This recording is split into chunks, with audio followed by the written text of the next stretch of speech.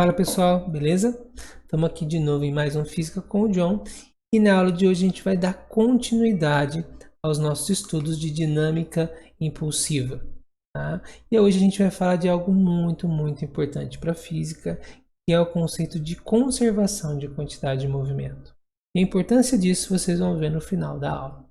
Tá? Então, só para lembrar, na nossa primeira aula de dinâmica impulsiva, a gente simplesmente falou dos conceitos básicos. A gente falou de quantidade de movimento e impulso. Quantidade de movimento era a massa vezes a velocidade do corpo, né? E impulso era a grandeza física que indicava a aplicação de uma força dentro de um determinado tempo, certo? Ótimo. Então a gente teve um problema lá, uma bola de golfe, né? Uma velocidade inicial, uma força atuou sobre ela. Se existe força, se existe massa, né? Eu tenho aceleração. E aí essa bola chegou a uma velocidade v. A gente viu, né, que esse impulso ele está relacionado à variação da quantidade de movimento. Então a gente viu pelo teorema do impulso que impulso, tá, de uma força aplicada dentro de um determinado tempo é igual à variação da quantidade de movimento. Beleza? Ótimo.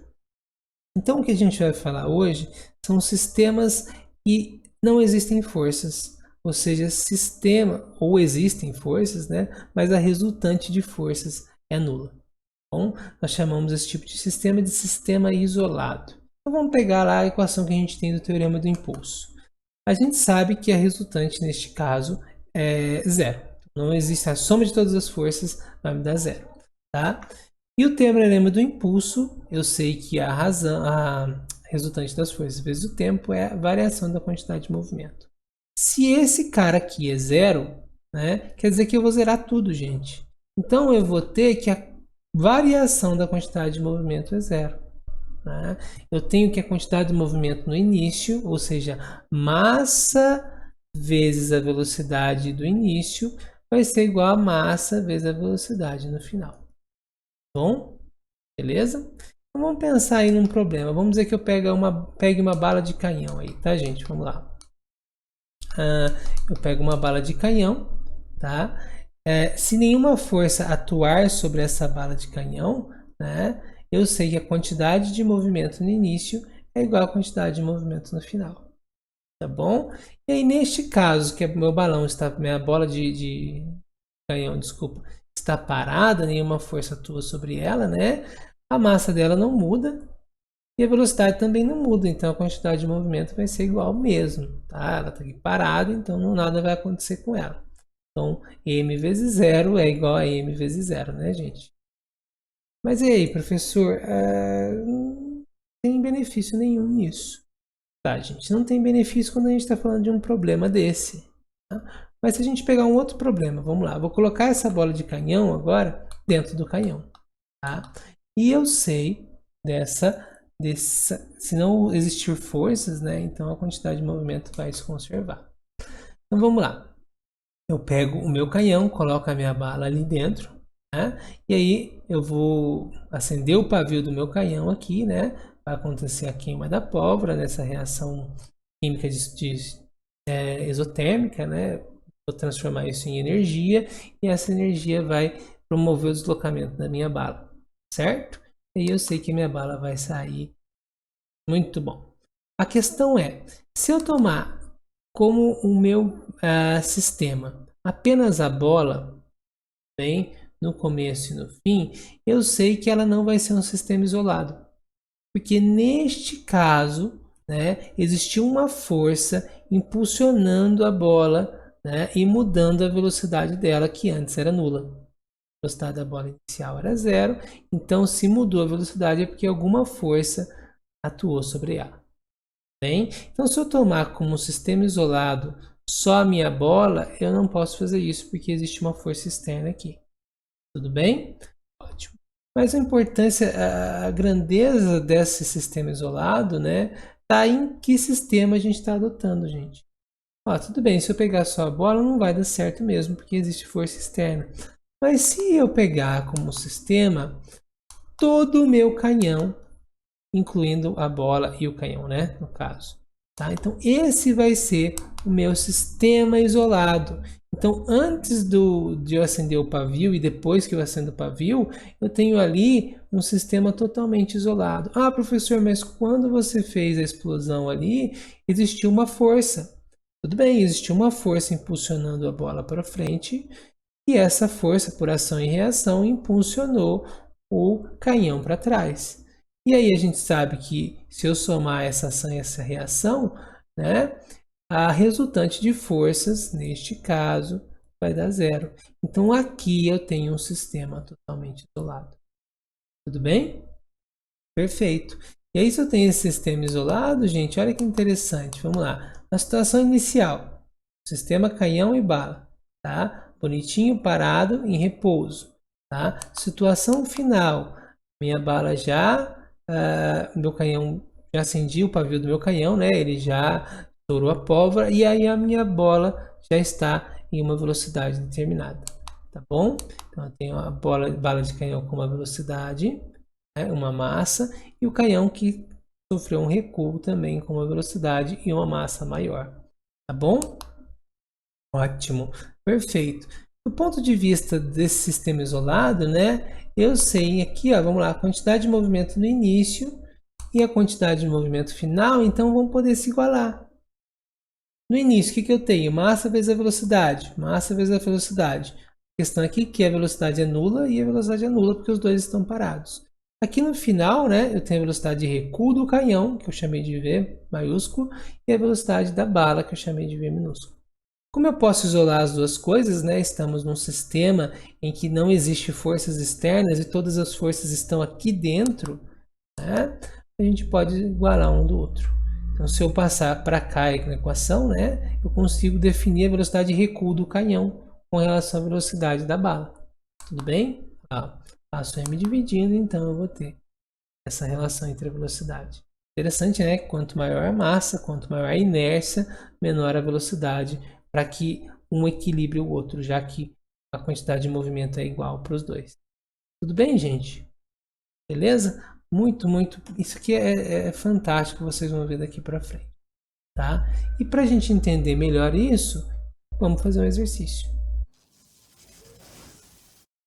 Vamos ao nosso exercício, então, utilizando os sistemas isolados e a não variação da quantidade de movimento, né? A conservação da quantidade de movimento. Vamos lá.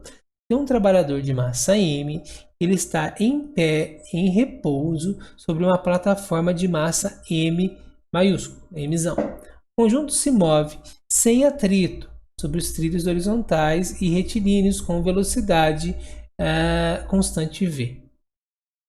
Num certo instante, o trabalhador começa a caminhar sobre a plataforma e permanece com velocidade v em relação a essa plataforma e com sentido oposto à do movimento dela em relação aos trilhos.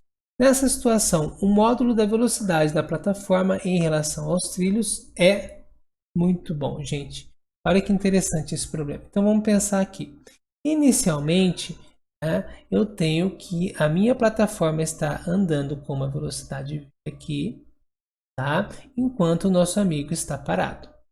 Na situação final, tá? Eu tenho que o meu amigo está andando com uma velocidade v para cá, bem? Então até posso colocar aqui a menos v, né? Porque é negativa.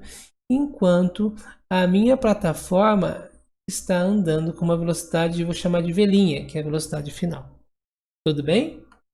Beleza? E ele quer descobrir quanto que é essa velocidade. Ótimo.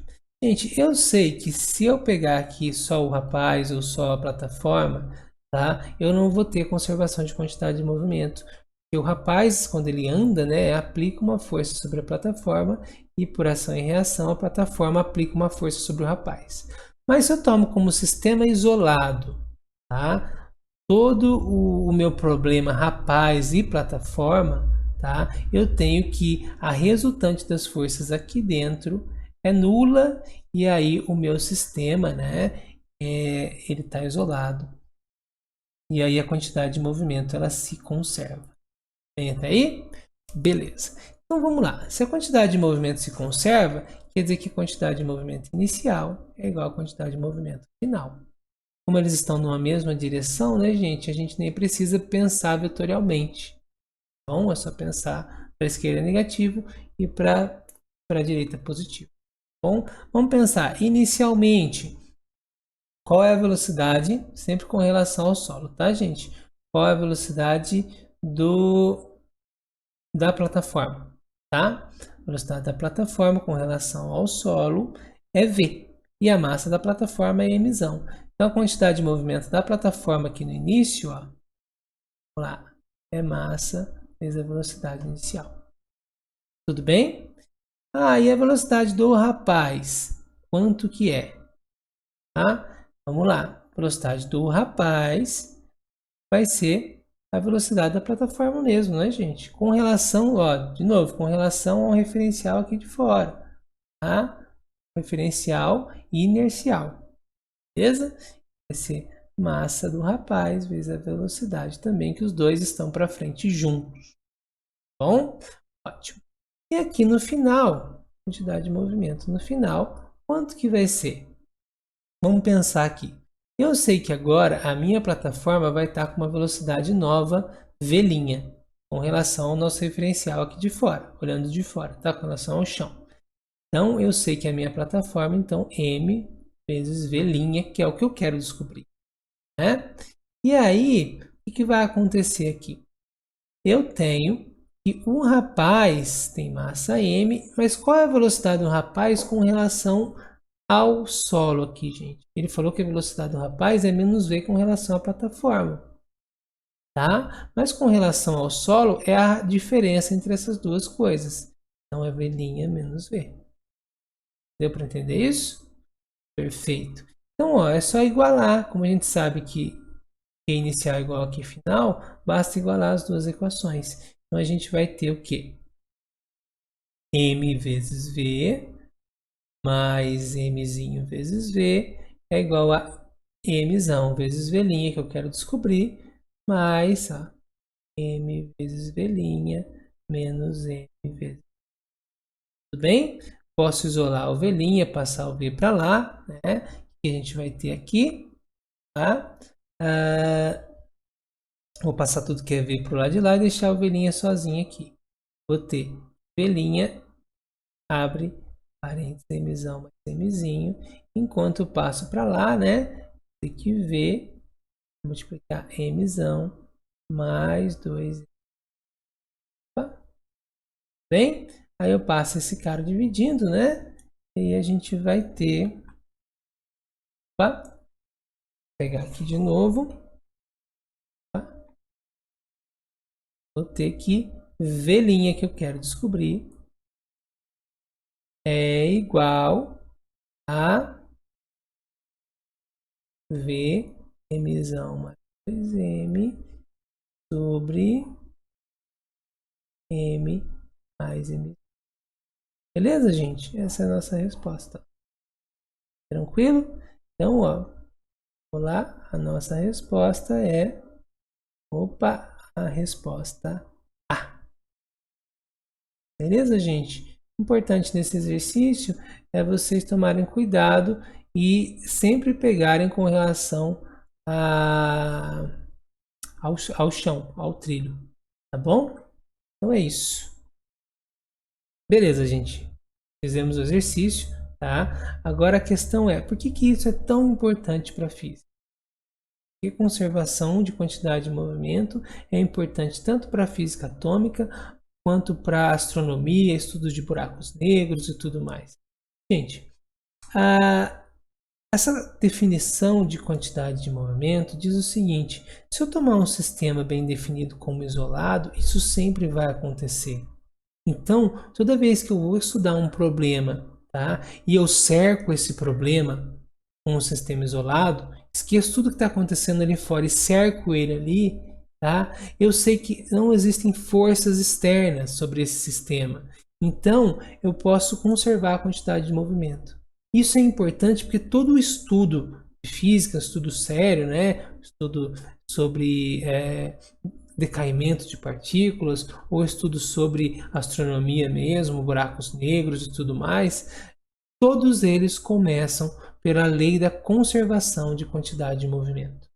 Ela chega a ser mais importante que a lei de conservação de energia, como a gente vai ver nas próximas aulas. Porque se eu tomo um sistema como isolado, ela sempre vai ser válida. Tá? Então, ela é importantíssima, desde um estudo para bolas dentro de em cima de uma mesa de sinuca, por exemplo, tá? Como para física de partículas e para astronomia também. Tá? Buracos negros, estrelas e tudo mais. Beleza? Para vocês entenderem melhor tudo isso, eu escolhi um exercício específico sobre física atômica e vocês vão ver como é que isso funciona. Então vamos para o exercício 2, onde a gente vai usar a conservação de quantidade de movimento para o estudo de física atômica. Vamos lá. Tem um núcleo de neodímio, inicialmente em repouso, e ele emite uma partícula alfa com velocidade de 7 vezes 10 a sexta metros por segundo. Tá? E se transforma em um núcleo de sério. Beleza, gente? Então tem aqui, ó, o neodímio, ele estava em repouso, bonitinho. E aí, depois de uma reação, né, uma reação de decaimento, ele emitiu uma partícula alfa e se transformou em um átomo de sério. Beleza? Vamos lá. Sabendo que a massa do núcleo de sério é 35 vezes maior que a massa da partícula alfa, calcule o módulo da velocidade em metros por segundo do núcleo de sério após a emissão da partícula alfa. Determine a direção, o sentido e a velocidade em relação à velocidade dessa partícula alfa. Beleza? Indicando esse vetor aqui no nosso desenho. Então vamos pensar aqui, gente. Como eu disse para vocês, se eu tomo como sistema isolado, tá? Antes e após esse neodímio, tá? E depois os átomos que ele virou, né? Eu tomo como sistema isolado, eu sei que não existem forças externas. E a força que aconteceu aqui interna, né? Ela impulsionou o sério para um lado e a partícula alfa para outro lado. Tudo bem? Então eu sei que aqui não existem forças externas e eu posso então realizar a minha conservação de quantidade de movimento. Então, vamos lá. Eu sei que a quantidade de movimento no início é igual à quantidade de movimento no final. Tudo bem? O que eu tenho no início? Massa vezes a velocidade. Bem? A massa do neodímio, vou chamar de massa de neodímio, vezes a velocidade do neodímio, só que o neodímio está em repouso. Ou seja, tudo isso aqui vai zerar, gente. Vai ser zero. E aí, no final, eu vou ter massa do sério, tá bom? E a massa da partícula alfa. E a gente pode fazer o seguinte, a massa da partícula alfa, vou chamar de m. Então, a massa de alfa vai ser simplesmente m. E a massa do sério, tá? A massa do sério vai ser 35 vezes m, porque o enunciado me disse que ela é 35 vezes maior que m. Tá bom? Então, a gente pode falar, vai lá, a quantidade de movimento do sério vai ser 35m, que é a massa dele, vezes a velocidade dele que eu quero descobrir. Tá bom? Mais a quantidade de movimento da partícula alfa, que vai ser a massa da partícula alfa, m, vezes a velocidade dessa partícula que ele chamou de VA. Bem? E que ele me deu o valor que é 7 vezes 10 a sexta metros por segundo. Beleza?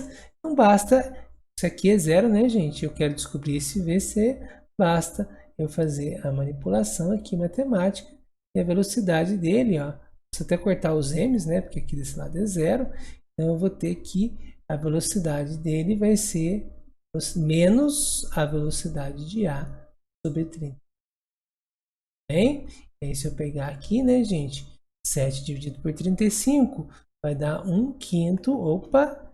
Isso aqui vai ser 0,2 vezes 10 a sexta por segundo. Beleza? Ou 2 vezes 10 a quinta metros Bem, vou colocar um menos aqui porque ele é importante, porque ele pediu no exercício para indicar esse vetor, né, gente? E como ele é negativo, tá? Quer dizer que ele tem sentido oposto ao vetor A. Então, se a gente fosse indicar ele, a gente teria que indicar para cá. Essa é a velocidade do cérebro. Bem, gente, perfeito. Ótimo. Agora vamos para o item B. Opa, item B. Considerando que a massa de um próton e a massa de um nêutron tenham, cada uma delas, valor de 1,7 vezes 10 a menos 27 kg, e sabendo que a partícula alfa é formada por 2 prótons e 4 nêutrons, calcule a intensidade do impulso em newtons vezes segundo recebido por essa partícula durante sua emissão pelo neodímio. Tudo bem, gente? Vamos lá. Teorema de impulso, vou fazer o B aqui mesmo. O teorema do impulso diz para a gente, tá, que o impulso é a força vezes o tempo aplicado, ou simplesmente a variação da quantidade de movimento. Certo? Muito bom. Então, eu tenho que a variação da quantidade de movimento é m vezes v no final, menos m vezes v no início. Tá bom? Beleza? Ótimo. E aí, já que no início aqui estava em repouso, né? Eu tenho que o impulso é simplesmente a massa vezes a velocidade final do nosso alfa. Vamos lá. Qual que é a massa do alfa, gente? A massa do alfa, o alfa é composto por 2 prótons e 2 nêutrons, certo? Como a massa dos dois tem o mesmo valor, né? A gente pode falar que a massa desse alfa aqui, essa partícula alfa, é 4 vezes essa massa aqui, de 1,7 vezes 10 a 27 kg. Tá bom? E aí, no caso, se a gente quer o impulso, basta multiplicar isso vezes isso, né, gente? Tudo bem? E aí a gente vai ter um valor de impulso de 4,76 vezes 10 a menos 20 newtons segundo, que é o impulso causado nessa emissão. Tudo bem, gente? Recebido pela partícula alfa. Ótimo! Então a gente termina a nossa aula aqui e eu gostaria de deixar um recadinho muito importante para vocês. Existe um grupo de alunos meus que fez um trabalho fantástico sobre conservação de quantidade de movimento e dinâmica impulsiva. Então eu gostaria muito, vou deixar aqui o link na descrição do vídeo que eles fizeram, eu gostaria muito que vocês assistissem, tá? Trabalho de casa para vocês, tarefinha de casa. É um vídeo fantástico, tá? Quando eu vi a primeira vez, eu achei um trabalho fantástico, fiquei arrepiado de assistir e gostaria muito que todos assistissem o que eles fizeram. Beleza, gente? Então é isso. Na próxima aula a gente continua esse assunto e até lá.